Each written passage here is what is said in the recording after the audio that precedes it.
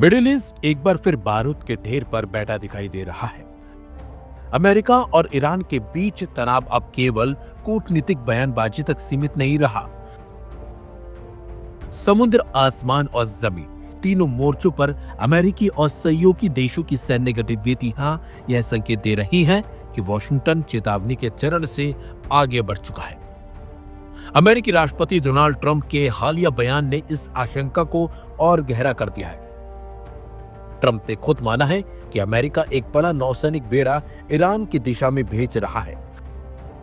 हालांकि उन्होंने ये भी कहा कि वह हालात को बिगड़ने नहीं देना चाहते हैं, लेकिन ये साफ किया कि ईरान की हर गतिविधि पर अमेरिका की पैनी नजर है। हिंद महासागर में अमेरिकी शक्ति प्रदर्शन। अमेरिकी नौसैनिक का super aircraft carrier USS Abraham Lincoln अपने पूरे कैरियर स्ट्राइक ग्रुप के साथ हिंद महासागर में तैनात है। सैन्य विशेषज्ञों के मुताबिक यह स्ट्राइक ग्रुप अकेले ही किसी छोटे देश की पूरी वायुसेना के बराबर ताकत रखता है। दरअसल इस समूह में शामिल हैं F-35C stealth fighter jet, F/A-18 super hornet, EA-18G Growler, E-2D Hawkeye, MH-60 Seahawk helicopter. इनकी मौजूदगी यह संकेत देती है कि अमेरिका सिर्फ रक्षा नहीं बल्कि तेज और सटीक हमले की क्षमता भी बनाए हुए है। समुद्र से मिसाइलों की घेराबंदी। यूएसएस अब्राहम लिंकॉन के साथ चल रहे टिंकोडेरा क्लास क्रूजर और अर्ली बर्के क्लास डिस्ट्रॉयड सैकड़ों क्रूज और एयर डिफेंस मिसाइलों से लैस है। यह जहाज न केवल संभावित हमलों के लिए बल्कि ईरान की ओर से होने वाली किसी भी जवाबी कार्रवाई को रोकने में भी सक्षम माने जाते हैं। आसमान से दबाव। ईरान के चारों ओर अमेरिकी F-15E स्ट्राइक ईगल लड़ाकू विमान तैनात हैं। इन्हें हवा में ईंधन देने के लिए KC-135 टैंकर लगातार सक्रिय हैं। वहीं C-17 कार्गो विमान खाली क्षेत्र में हथियारों और सैन्य संसाधनों की सप्लाई तेजी से कर रहे हैं, जो लंबे सैन्य अभियान की तैयारी का संकेत माना जा रहा है। मिसाइल डिफेंस की अवैध ठान। ईरान की संभावित जवाबी कार्रवाई से निपटने के लिए अमेरिका ने पैट्रियट और थर्ड मिसाइल डिफेंस सिस्टम तैनात किया है। यह सिस्टम बैलिस्टिक मिसाइलों और ड्रोन हमलों को हवा में ही नष्ट करने की क्षमता रखते हैं। इससे साफ है कि अमेरिका किसी भी पल पलटवार के लिए तैयार रहना चाहता है। ब्रिटेन और इजराइल भी अलर्ट। हैरानी की बात तो यह है कि अमेरिका इसमें अकेला नहीं है, बल्कि ब्रिटेन ने कतर में अपने royal air force typhoon fighter jets तैनात किए। ब्रिटिश सरकार का कहना है कि यह कदम क्षेत्रीय स्थिरता और सहयोगी देशों की सुरक्षा के लिए उठाया गया है। और इजराइल ने भी पूरी तरह अलर्ट मोड पर अपने आप को बना लिया है। उसकी एयर डिफेंस और वायुसेना हाई रेडीनेस पर है। इजरायली सेना अधिकारियों का मानना है कि अगर ईरान के खिलाफ हमला हुआ तो जवाब बहुस्तरीय और व्यापक होगा। क्या वाकई होगा हमला? फिलहाल कोई आधिकारिक युद्ध घोषणा नहीं हुई है, लेकिन जिस पैमाने पर सैन्य तैनाती बढ़ रही है उसने पूरी दुनिया की चिंता बढ़ा दी है। वही विशेषज्ञ मानते हैं कि यह दबाव ईरान को झुकाने की रणनीति भी हो सकता है, लेकिन इतिहास गवाह है कि मिडिल ईस्ट में एक छोटी चिंगारी भी बड़े युद्ध में बदल सकती है। अब बड़ा सवाल यही है, क्या ये सिर्फ ताकत का प्रदर्शन है या वाकई अमेरिका ईरान पर जबरदस्त सैन्य कार्रवाई की ओर बढ़ चुका है?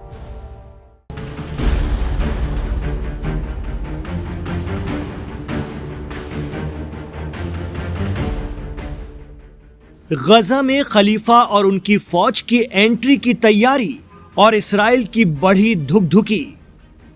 जी हां, प्रेसिडेंट ट्रंप के जरिए बनाए जा रहे गजा बोर्ड ऑफ पीस में अमेरिका की मर्जी से शामिल हो रहे 8 देशों में एक तुर्की भी है, और तुर्की का नाम सुनते ही इसराइल चिढ़ गया है।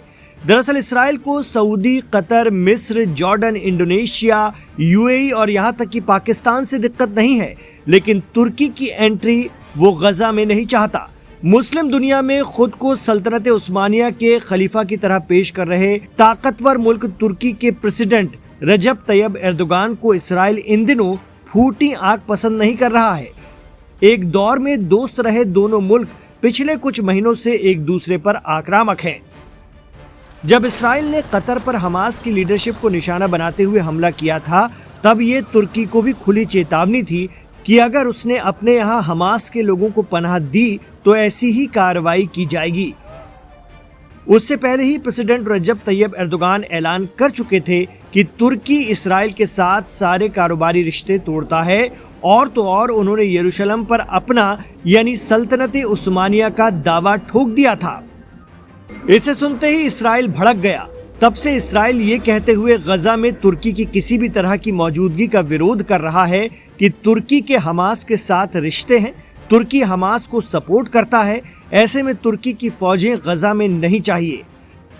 अब बड़ा सवाल ये उठता है कि हमास के लिए नरम रुख रखने वालों को इसराइल बर्दाश्त नहीं करेगा, तो क्या बाकी मुल्क जो गजा के रीडेवलपमेंट की जिम्मेदारी उठा रहे हैं वो क्या हमास से भिड़ेंगे, या इसराइल अमेरिका के दबाव में हमास को हथियार डालने के लिए प्रेशर में लाएंगे? दरअसल अमेरिकी राष्ट्रपति डोनाल्ड ट्रंप के प्रस्तावित बोर्ड ऑफ पीस में 8 मुस्लिम देशों ने शामिल होने पर सहमति जता दी है। इन देशों ने संयुक्त बयान जारी करके कहा है कि वो गजा में स्थायी शांति, पुनर्निर्माण और राजनीतिक स्थिरता के लिए इस पहल का समर्थन करेंगे। गजा बोर्ड ऑफ पीस को गजा सीजफायर के दूसरे चरण के तहत पेश किया गया है और इसका मकसद गजा में एक टेम्परेरी इंतजामिया, रीडेवलपमेंट, फंडिंग और इन्वेस्टमेंट को एक संगठित ढांचे में लाना है। इस बोर्ड की अध्यक्षता खुद राष्ट्रपति ट्रंप कर रहे हैं। व्हाइट हाउस के मुताबिक बोर्ड का हर मेंबर देश एक तय जिम्मेदारी संभालेगा, जैसे कोई पैसा जुटाएगा, कोई एडमिनिस्ट्रेशन देखेगा, कोई आसपास के मुल्कों के गजा से रिश्ते सुधारेगा और कोई इन्वेस्टमेंट लाएगा। कतर, तुर्की, मिस्र, जॉर्डन, इंडोनेशिया, पाकिस्तान, सऊदी अरब और संयुक्त अरब अमीरात के विदेश मंत्रियों ने कतर की राजधानी दोहा में एक ज्वाइंट बयान जारी किया। बयान में कहा गया कि सभी देशों ने मिलकर बोर्ड ऑफ पीस में शामिल होने का फैसला लिया है और वो अपने अपने देशों की कानूनी प्रक्रियाओं के तहत जरूरी दस्तावेजों पर दस्तखत करेंगे। मिस्र, पाकिस्तान और यूएई पहले ही बोर्ड में शामिल होने की घोषणा कर चुके थे। हालांकि हमास इसराइल सीजफायर की शर्तों के मुताबिक हमास अभी हथियार नहीं डालेगा।